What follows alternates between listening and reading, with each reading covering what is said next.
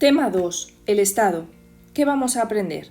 ¿Qué es el Estado, los ciudadanos y los residentes que viven en el Estado, su territorio y las instituciones que nos podemos encontrar, los diferentes tipos de Estado, democracias, dictaduras, repúblicas, monarquías, teocracias y también el Estado español? ¿Qué es el Estado? El Estado es una comunidad social organizada que comparte un sistema político. Los estados deben tener ciudadanos que vivan en su territorio, con unas fronteras delimitadas, unas instituciones del Estado y ciertos símbolos como banderas e himnos. Los estados no siempre han existido. Si nos remontamos a las etapas del Paleolítico o las etapas prehistóricas, la población vivía en tribus, no poseían ni controlaban la tierra porque eran nómadas. Los primeros estados se van a formar en torno a los ríos en el final de la prehistoria. Residentes y ciudadanos. Los residentes de un estado son todos los habitantes, los que viven y residen en el estado. Los residentes, por tanto, deben obedecer las leyes del país o del estado en el que estén viviendo. Dentro de los residentes podemos encontrarnos a los ciudadanos y a los que son no ciudadanos. Los ciudadanos son las personas que tienen derechos y responsabilidades, como puede ser el derecho a vivir en el país, a votar, a tener un pasaporte y la nacionalidad, pero también tienen obligaciones, como la de tributar, pagar impuestos o defender y proteger el país. El otro tipo de residentes son los no ciudadanos. Viven en el país, pero originalmente vienen de otro estado. Por tanto, no van a tener los mismos derechos ni las responsabilidades que los ciudadanos. Por ejemplo, no pueden votar, no tienen la nacionalidad del Estado y tampoco tienen la obligación de defender al país. Es cierto que existen en la actualidad cada vez más sociedades multiculturales. Son países con gentes de muchos lugares diferentes, con culturas también distintas.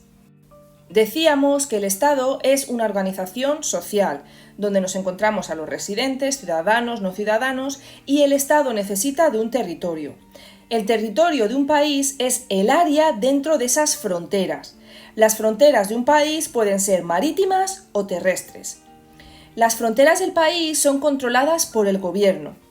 Por ejemplo, las zonas marítimas de un país son el territorio desde la costa 370 kilómetros en el interior del mar. En esa zona, el gobierno tiene el derecho a pesca y a extraer combustibles fósiles porque se considera territorio del país. El espacio aéreo de un país también es controlado por el gobierno. Sería como el aire o el espacio que hay sobre las cabezas, sobre el territorio tanto marítimo y terrestre de ese estado.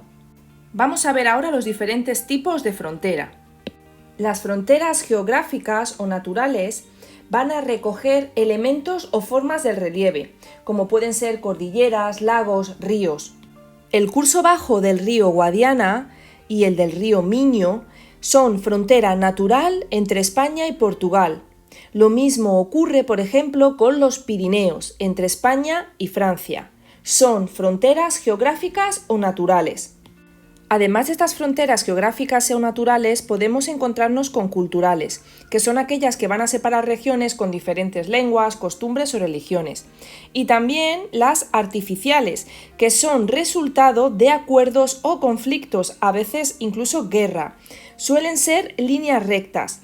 Estos lugares o países o estados son difíciles de gestionar y muchas veces han sido creados o responden a necesidades no de todos los ciudadanos, sino de intereses económicos. Por tanto, van a traer muchas veces consigo guerras civiles.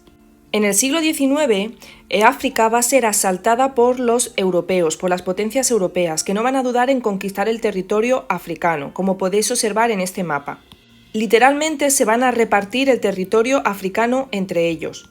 Pero después de la Segunda Guerra Mundial, estos territorios van a comenzar a independizarse. Como podéis observar en este mapa, muchas de las fronteras son artificiales, hechas casi a escuadra y cartabón, siguiendo los meridianos. Fijaros, por ejemplo, en Libia o en Sudán, en Egipto. Otro ejemplo puede ser la zona oeste de Estados Unidos, con la conquista de ese Wild West, de ese lejano oeste. Vemos cómo esas fronteras son artificiales, por ejemplo, en la zona del estado de las Cuatro Esquinas de Arizona, Nuevo México, Utah y Colorado. Por último, mencionaros que las embajadas están consideradas como parte del territorio de un país, aunque estén en suelo extranjero. El embajador es el representante de un determinado país ante otro, y la embajada es la residencia donde reside este embajador. Casi todos los países tienen sus embajadas en los otros estados, pero el edificio en sí mismo es el que está considerado como parte del territorio del país. Por ejemplo, la Embajada de España en Londres, el edificio, esa residencia, está considerado como territorio español. Por lo tanto, en la embajada, aunque esté en Londres, rigen las leyes españolas. Lo mismo ocurre en la embajada, por ejemplo, de Estados Unidos que hay en Madrid, que está en Madrid. En ese edificio, en esa residencia, en esa embajada americana estadounidense, rigen las normas americanas, a pesar de estar en suelo madrileño, en suelo español. Instituciones de los estados. Son las responsables de administrar el Estado. El gobierno y la burocracia van a ser sus principales herramientas.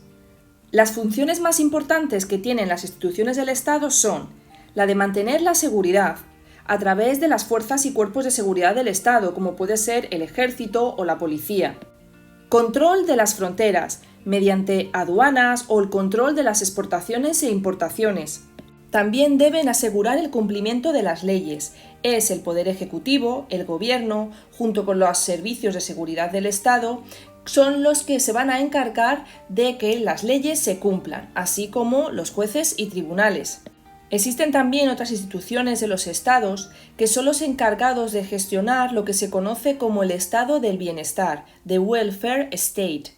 El estado del bienestar persigue cubrir y asegurar una serie de derechos sociales para todos los ciudadanos que viven y residen en ese país. De esta manera se puede redistribuir los recursos entre la sociedad del Estado. Por ejemplo, la educación gratuita, la sanidad gratuita, infraestructuras, carreteras, puentes, pensiones o ayudas en caso de desempleo, un salario mínimo interprofesional. Todo esto son medidas gestionadas por las instituciones del Estado para favorecer el estado del bienestar. Los países ricos tienen mejor estado del bienestar que los pobres. Eso significa que sus ciudadanos viven mejor. A fin de cuentas, el estado del bienestar lo que nos está indicando es la calidad de vida que existe en un país u en otro.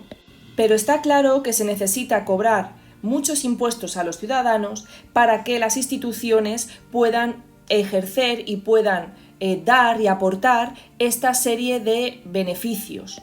De ahí que los países pobres o subdesarrollados no cuenten con el mismo nivel de estado del bienestar. Vamos a pasar ahora a estudiar los diferentes tipos de Estado. Vamos a comenzar explicando las democracias.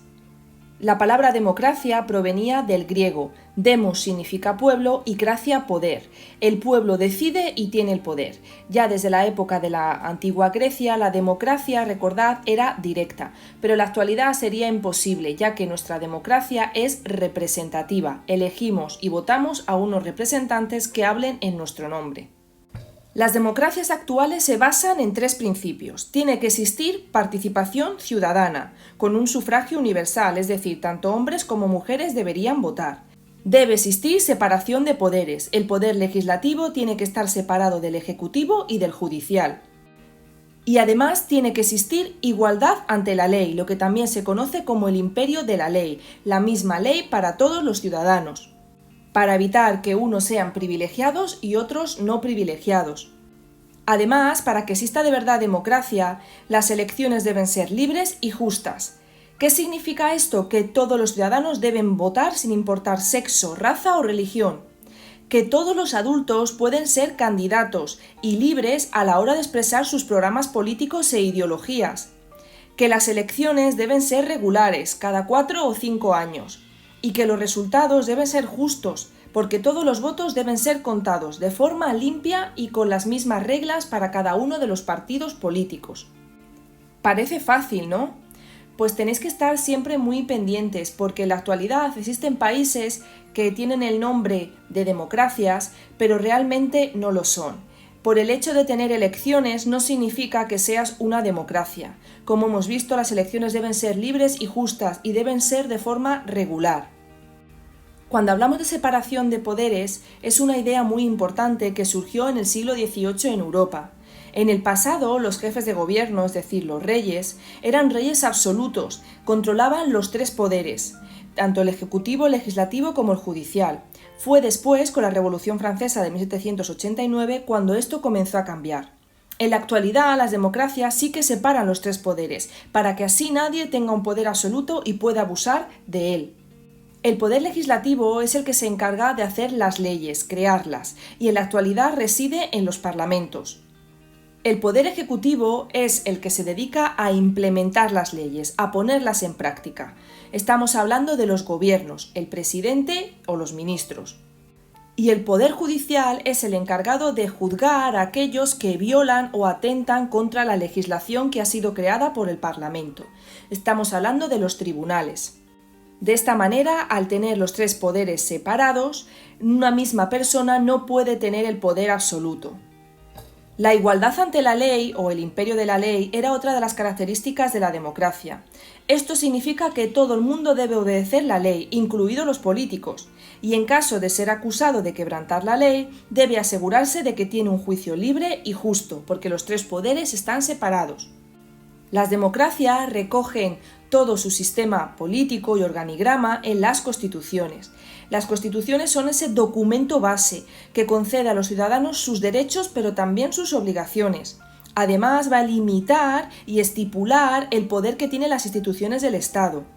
La constitución de las democracias está basada en la Declaración de los Derechos del Hombre, que fue creada por la ONU, la Organización de las Naciones Unidas, después de la fatal guerra que sufrió el mundo desde 1939 a 1945, la Segunda Guerra Mundial. Estados autoritarios o falsas democracias. Como os he dicho anteriormente, no todos los estados son democracias, incluso aunque lleven el nombre de democracia o de república. Los estados autoritarios son aquellos en los que no hay una participación real del pueblo o no existe la división de poderes. Podemos encontrarnos diferentes tipos. Las dictaduras suelen ser conseguidas, el poder, a través de la violencia o lo que se conoce como los golpes de Estado, utilizando al ejército normalmente. El poder lo tiene una única persona llamada dictador.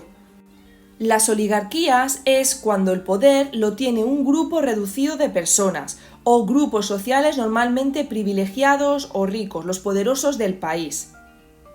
En resumen, estamos hablando de falsas democracias, que son aquellas que tienen elementos de las democracias como pueden ser elecciones, es decir, se celebran elecciones o pueden incluso tener parlamentos, pero en realidad son dictaduras, son monarquías absolutas o oligarquías, ya que no son democracias libres ni justas, sino que se disfrazan de democracias, de ahí que se les conozca también como falsas democracias. Para poder identificar a estos estados autoritarios y falsas democracias y decidir no vivir en esos países, tenemos que observar y si se cumplen estas características comunes. No hay participación ciudadana real, es decir, que no todos los ciudadanos de verdad votan. No hay separación de poderes, es decir, quizá el dictador o la oligarquía sean los que tengan el poder legislativo y el ejecutivo, hacen las leyes y las ponen en práctica, por lo tanto no hay separación de poderes real. O no hay igualdad ante la ley. Unos son privilegiados y tienen más derechos que otros. Las elecciones no son libres ni son justas, incluso a veces no son ni regulares. Hace muchos años que no se celebran elecciones, por lo tanto no es una democracia real. El Parlamento no existe o si existe Parlamento está controlado por el dictador o los oligarcas, es decir, que el dictador pone en el Parlamento a sus amigos, por lo tanto tampoco es una democracia aunque tenga Parlamento. Parecen democracias, pero en realidad son países autoritarios. La jefatura del Estado.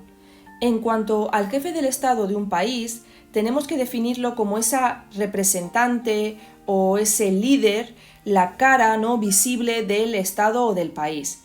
Es principalmente un puesto más que nada ceremonial y que no tiene realmente mucho poder.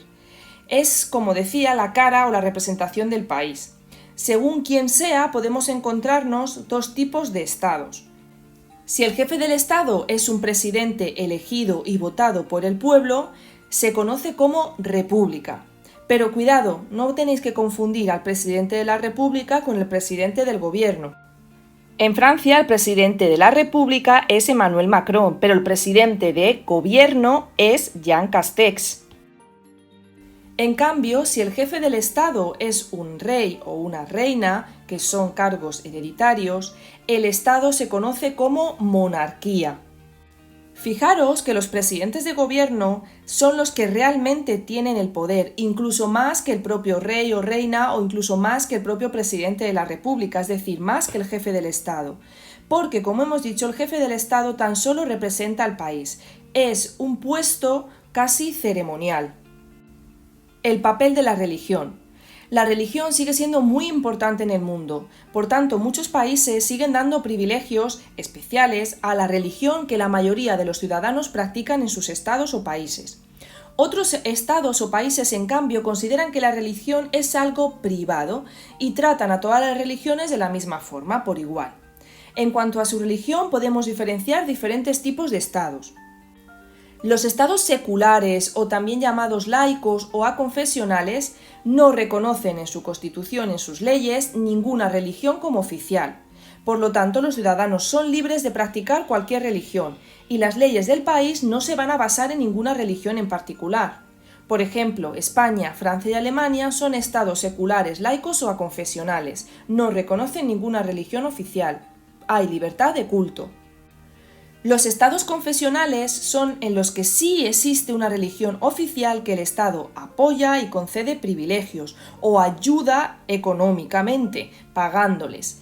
Existen estados confesionales donde hay libertad de religión. Por ejemplo, Reino Unido, Malta, Mónaco o Dinamarca son estados confesionales, es decir, hay una religión oficial que es la que apoyan, a la que van a dar dinero y van a conceder privilegios, pero como son democracias, hay libertad de religión. Por último, las teocracias son estados donde la religión se mezcla con el poder político. De hecho, teo significa Dios y cracia significa poder. Es una mezcla del poder y la religión. La religión influye en las leyes del Estado e incluso en los tribunales del país. Aquí podemos observar países como el Vaticano, Arabia Saudí o Irán. ¿Cómo se organiza el territorio de los estados? Como hemos visto, el territorio de un estado tenía unas fronteras y lo podemos dividir en regiones o provincias. Por tanto, va a haber diferentes niveles de gobierno. El gobierno central también se le conoce a veces gobierno federal o nacional, depende del país. Toma las decisiones que afectan a todo el territorio, como por ejemplo el estado de alarma. Siempre es el responsable de las relaciones internacionales, de las fuerzas y cuerpos de seguridad del Estado, el comercio internacional y las divisas, es decir, la moneda del país. Por debajo tendríamos al gobierno regional, que controla y toma medidas que solo afectan a su región, por ejemplo, Andalucía, es decir, las comunidades autónomas en España.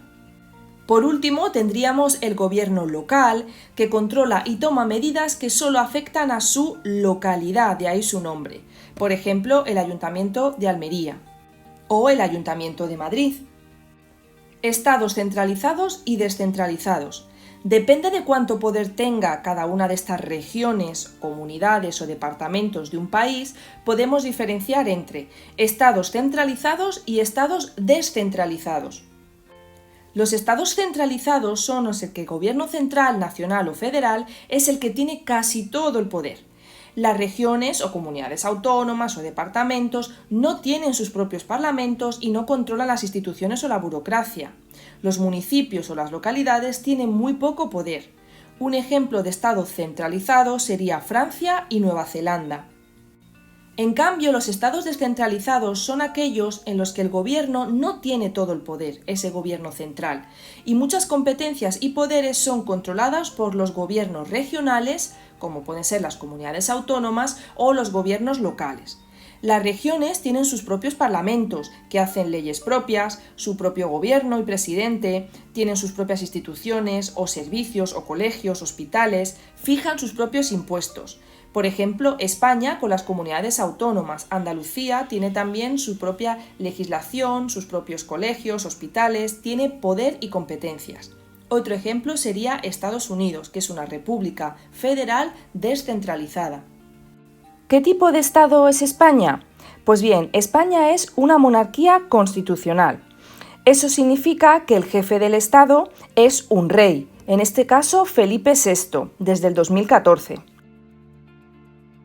España está regida por la Constitución de 1978, que llegó después de la dictadura de Franco. En cuanto a su religión, España es un Estado secular. Es un país descentralizado. Eso significaba que las comunidades autónomas tienen competencias y poderes. España es una democracia real, ya que tenemos división de poderes y existe unas elecciones regulares. Las elecciones son libres y justas. Aquí termina el tema del Estado.